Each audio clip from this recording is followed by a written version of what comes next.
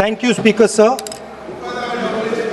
for letting me speak on this really important matter.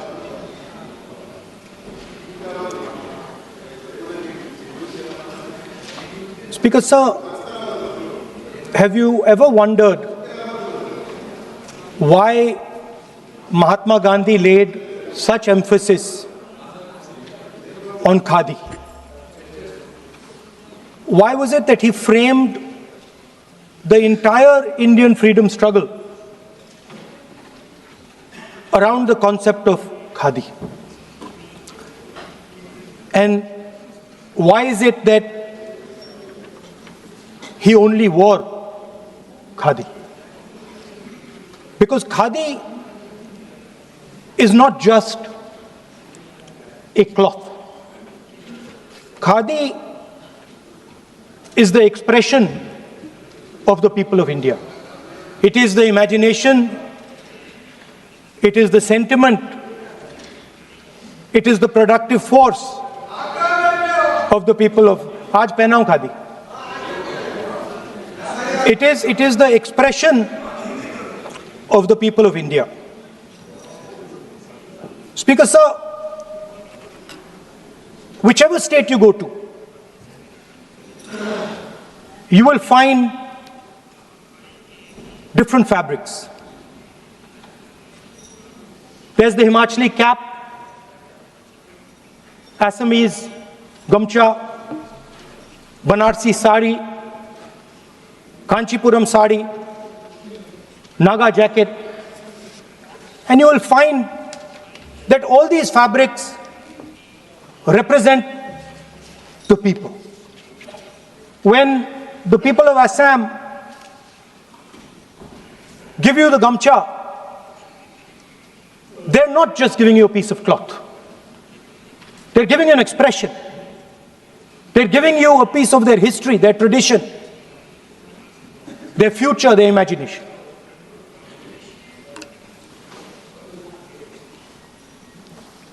It's the same when the Nagas wear their jacket. When they come and see us, they make us wear the jacket because they want us to be embraced by the fabric. But Speaker Sir, these fabrics are beautiful. But if you look slightly deeper and you look closely at the fabric, you will find that each one of them has thousands of little threads embracing each other. A Kanchipuram sari might have a golden thread, but the golden thread means nothing without the green thread or the yellow thread near it. The other thing to notice about the sari or any other fabric is that all the threads are equal. No one thread is superior to another thread. They all come together. The threads cannot protect you. The threads cannot keep you warm. But when they come together as a fabric, they can keep you warm, they can protect you, they can express what you have in the heart. Speaker Sir, in the same way, our nation is also a fabric. It's a fabric made up of 1.4 billion people, and the fabric is woven together by the vote. Let me repeat it. It is a fabric of 1.5 billion people, and it is woven together by the vote. Everything that we see, in fact, this house where I'm standing today, the Lok Sabha, Rajya Sabha, Vidhan Sabhas across the country, Panchayats across the country, none of them would exist if the vote did not exist. We talk with great pride about HAL, BHEL, ONGC, Tejas, Chandrayaan. We have a list of things we say. Not one of those would exist without the vote.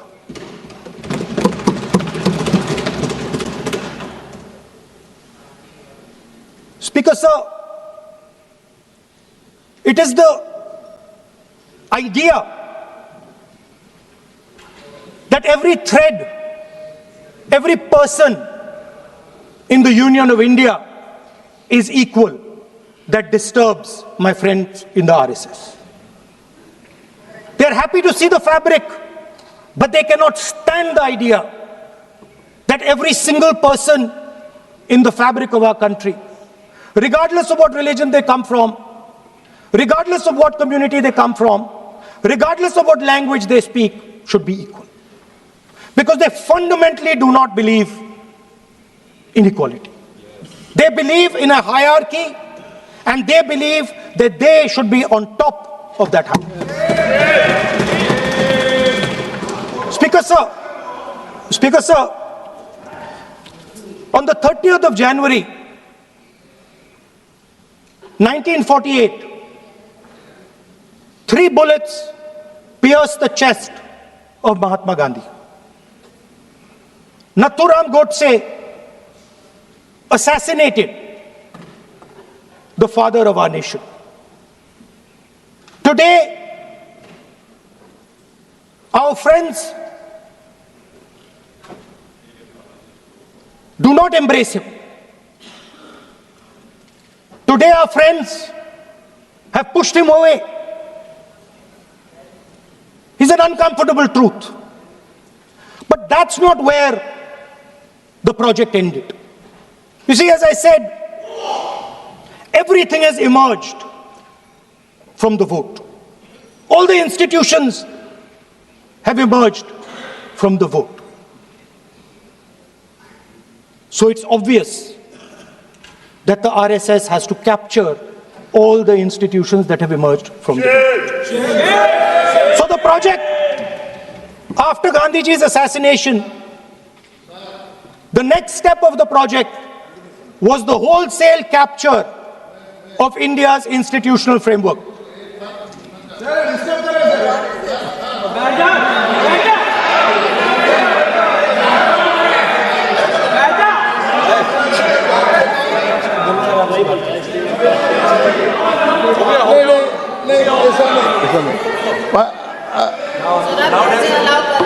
So what is this, sir? Sir, अभी नहीं पढ़ना होगा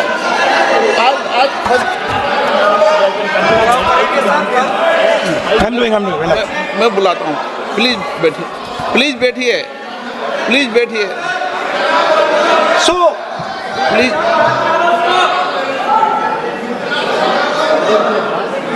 sir, आप बोले पर हाथ मत जोड़े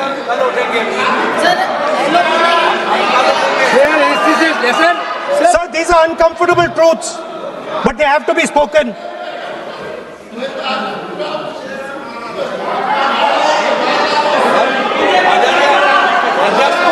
कितना खाती पैसे थे थोड़ा बता दे So these are uncomfortable truths, but they have to be spoken. My friends don't like the connections I'm making. They're disturbed by them. It's obvious. Speaker, sir, so after the father of the nation was assassinated, his vision of an equal India, of an India where institutions belong to the people, had to be destroyed. And so the process started, and the RSS attempted to capture one institution after the other. And I will give some examples so that it is crystal clear that this is the case. Everybody knows how vice chancellors are placed on top of Indian universities today. Every single person knows this. You go to any university, you speak to any youngster in India, he will tell you that it does not matter whether the professor has qualifications. It does not matter whether the professor has a scientific temperament. The only thing that matters is the professor belongs. माननीय सदस्य, एक minute, माननीय सदस्य, चुनाव सुधारों पर चर्चा हो रही है। सर ये मैं उसी पे कर रहा हूँ सर। आप किसी भी संगठन का नाम जो इस हाउस में उसका नाम ले लें। नो एलओपी है तो इसका मतलब ये नहीं है। एलओपी का मतलब नहीं, आप जनरल बात बोलो। आप राष्ट्रपति भाषण में बोलिए जनरल बात। सर हम लोग सुनना चाहते हैं। सर स्पीकर सर, हम लोग सुनेंगे शांति से। हम लोग शांति से सुनना चाहते हैं। और ये आप लोग सुनिए ना क्या कहना चाहते हैं। धमकी देंगे आप? हम लोग सुनने के लिए बैठा है। अभी तक नेता प्रतिपक्ष एक शब्द चुनाव सुधार पे अभी तक आया ही नहीं है। संसदीय कार्य मंत्री बोल रहे हैं। मैं स्पीकर का परमिशन से ही बोल रहा हूँ। हम सुनने के लिए बैठे हैं। अरे हम सुनने के लिए बैठे हैं। नेता प्रतिपक्ष चुनाव सुधार के लिए जो सुझाव देंगे सुनने के लिए तो हम बैठे हैं, लेकिन चुनाव सुधार को नहीं बोलते हुए कहा जो इस सदन से कोई वास्ता नहीं, जो संगठन उसका कहानी किसी और का बोलना ये कोई उचित नहीं है। समय बहुमूल्य है, समय का मर्यादा भी है। सबका सब यहाँ सुनने के लिए बैठे हैं और ये समय बहुत कीमती है, इसलिए हर एक पल अच्छा शब्दों का कोई अच्छा ज्ञान दे, सुझाव दे, सुनने के लिए हम लोग बैठे हैं। मेरा एक सीमित अनुरोध है नेता प्रतिपक्ष से, आप विषय पर ही रहिए। हम लोग सब बैठे हैं, गृह मंत्री जी भी सुनने के लिए बैठे हैं, लेकिन आप विषय पर नहीं बोलेंगे तो जो विषय तय किया गया है उसे क्या मतलब है। अगर चुनाव सुधार पर ही नहीं बोलेंगे तो फिर इतना समय सबका क्यों बर्बाद करना चाहते हैं नेता प्रतिपक्ष। Should I leave? Then you speak. He wanted you. Should I leave? You speak then. You speak. What is that? You are parliamentary affairs minister. You are a parliamentary affairs minister. You are disturbing the lobby. How can it be? You are a parliamentary affairs minister. You are disturbing the subject में नहीं आपका lobby. आपका lobby subject में नहीं. ये विषय कर रहे हैं. The discussion, one second. The discussion is about the vote and electoral. The discussion is about the vote. एक मिनट सर मुझे बोलने दीजिए। एक मिनट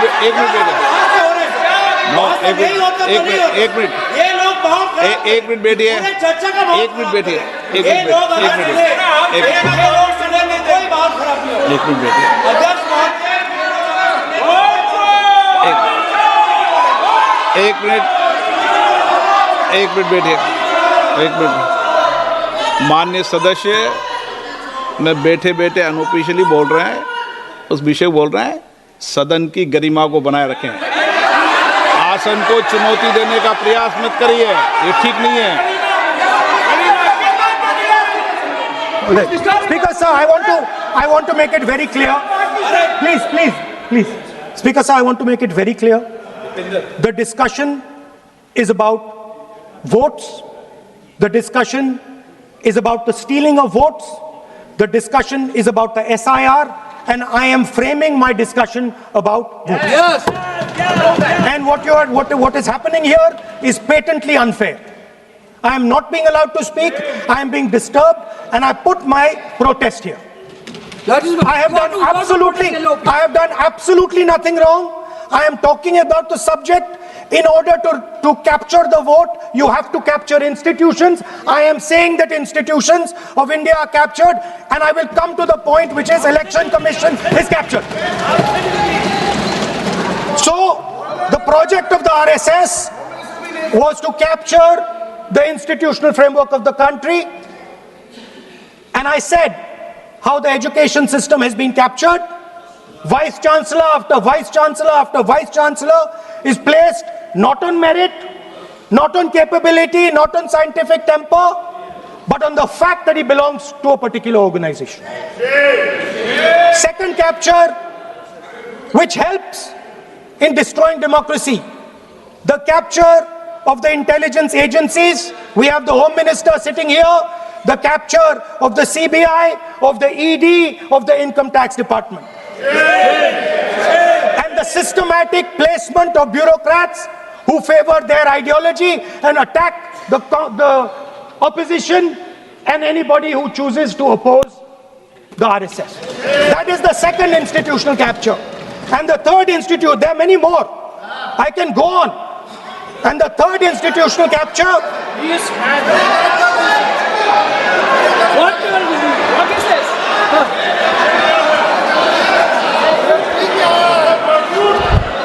Mr. Minister. मानिए प्लीज मानिए. Yes, become Sunai.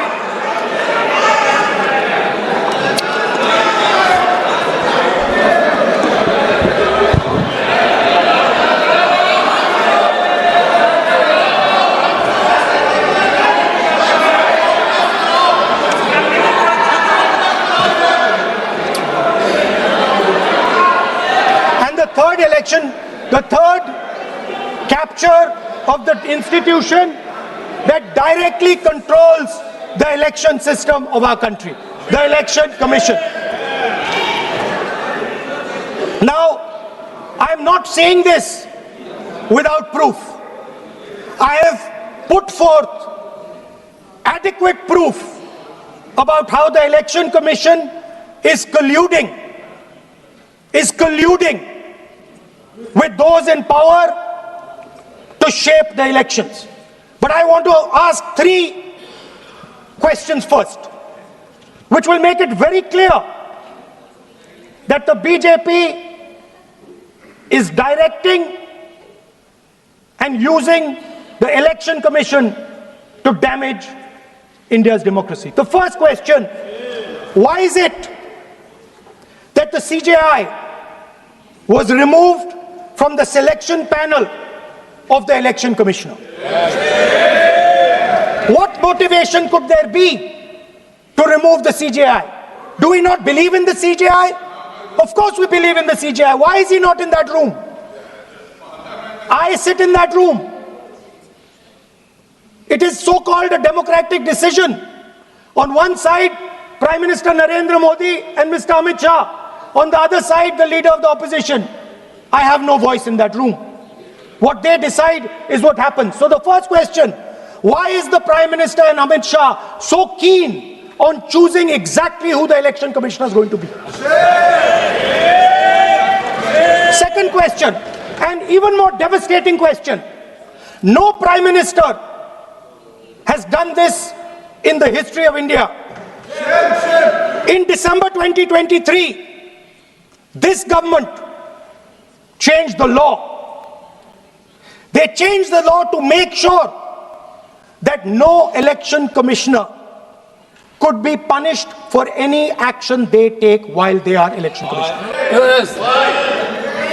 Immunity. Why would the Prime Minister and Home Minister give this gift of immunity to the election commissioner? Why would they need to give this tremendous gift that no Prime Minister has given ever before to the election commissioner? Yes.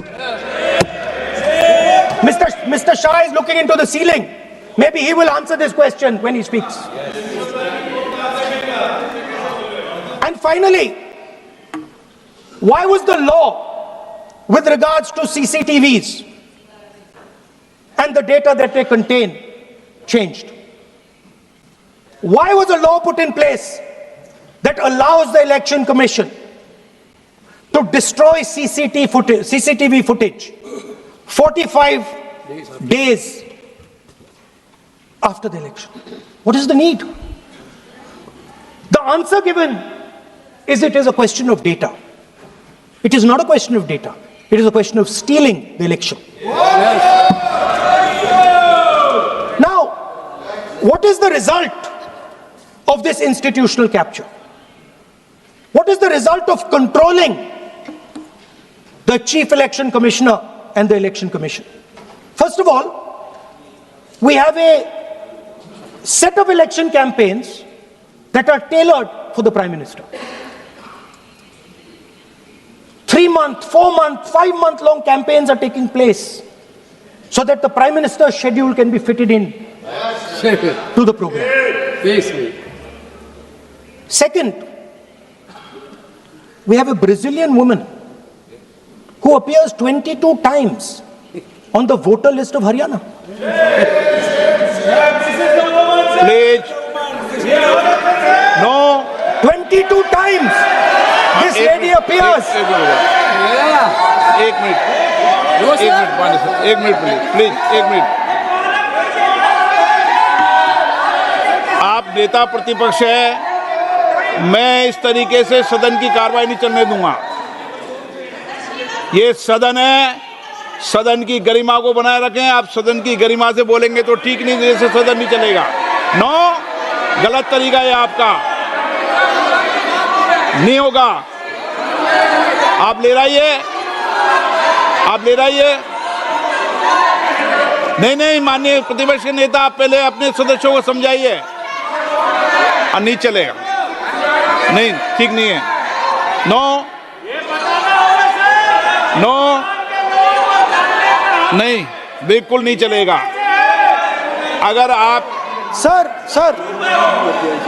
माननीय प्रतिपक्ष के नेता, आप अपने सदस्यों को गरिमा समझाइए। Sir, but ये तरीका आप इतने सालों तक यहाँ पर हैं, ये तरीका उचित है क्या? सर, विरोध का तरीका होता है, लेकिन ये उचित तरीका नहीं है। तरीका इधर भी हो, नो, उधर का तरीका क्या है सर? नो, सबका तरीका उधर से होगा, उधर से भी बोलेंगे, इधर से बोलेंगे, सब जगह से बोलेंगे। Speaker sir, I don't agree with the showing of photographs here, but it is a reflection of our democratic structure. This is what is happening in our democracy, that you're not allowing us to show. This Brazilian woman has appeared 22 times on the voter list in Haryana. And not only that, there is one woman whose name has appeared 200 times, more than 200 times in one booth in Haryana. And it is very clear, and I have proven without doubt, that the election of Haryana was stolen and the theft was ensured by the Election Commission of India. I've said it again and again and again. Now, nowhere has the Election Commission answered my questions. The Election Commission has not told me why this lady's picture has appeared on the polling list.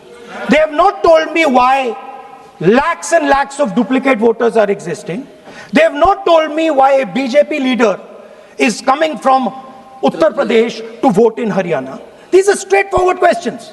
And there is clear proof which I have put in front of the country. Right? But the Election Commission has no answer to these questions.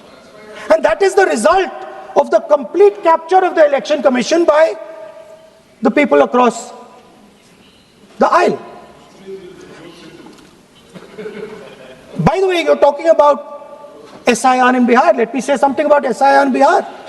Why is it that after the SIR in Bihar, 1.2 lakh duplicate photos are existing in Bihar, in the voting list? If you've cleaned up the voting list, why are there 1.2 lakh duplicates in Bihar? And we've not just proven this about Haryana. We have proven this in Karnataka, we have proven this in Maharashtra, and I'm absolutely certain this is how you're winning elections in Madhya Pradesh, in Uttar Pradesh, in Bihar, across the country. Now, so what I'm putting on the table is, it is very clear that you've captured the institution. I've shown the mechanism of that capture. I'm also showing you how the Election Commission is doing things that are completely out of line. I'm not getting any answers. Right? So now, let us come to how, when we are talking about electoral reform. Electoral reform is very simple. The point is, nobody wants to do it. The government doesn't want to do it. What does electoral reform require? What we've been saying. Number one, give machine-readable voter lists to all political parties 1 month before the election. That's the first step. The second step is take back the law that allows the destruction of CCTVs. CCTV footage. Very simple, not difficult. While you're doing that, also tell us what is the architecture of the EVM. Give us access to the EVM. Let our experts go and see what is inside the EVM. Till today, we have not had access to the EVM. We are not shown the architecture of the EVM. We're not physically allowed to go and see an EVM. Give us the architecture. Give us access to the EVM. And finally, please change the law that allows the election commissioner to get away with whatever he wants to do. That's all the electoral reforms you need. And I want to assure the election commissioner that they might be under the impression that this law lets them get away with it. Let me remind them, don't worry, we are going to change the law and we are going to change it retroactively and we are going to come and find you. Right? So this is the situation that the country is faced with. You know, everybody says to us, India is the biggest democracy. Actually, I was thinking today, we're not just the biggest democracy, we're the greatest democracy. And I'm not saying it just like that. I'm saying it, America calls itself the oldest democracy. But the democracy that weaves together the largest number of people, the largest diversity of people, the largest number of languages, the largest number of states is this country. And so our most powerful asset, the thing that stitches together the entire concept of modern India, stitches together the fabric of modern India, brings people together, allows them to build this great nation, is being attacked by these people. They're destroying it. You know they're destroying it. I know they're destroying it, and they know they're destroying it. And I'd like to conclude by saying that the biggest anti-national act you can do is vote Chori. There is no bigger anti-national act that you can do than vote Chori. Because when you destroy the vote, you destroy the fabric of this country. You destroy modern India, you destroy the idea of India. So I'd like to conclude by saying vote Chori is an anti-national act, and those across the aisle are doing an anti-national act. Thank you.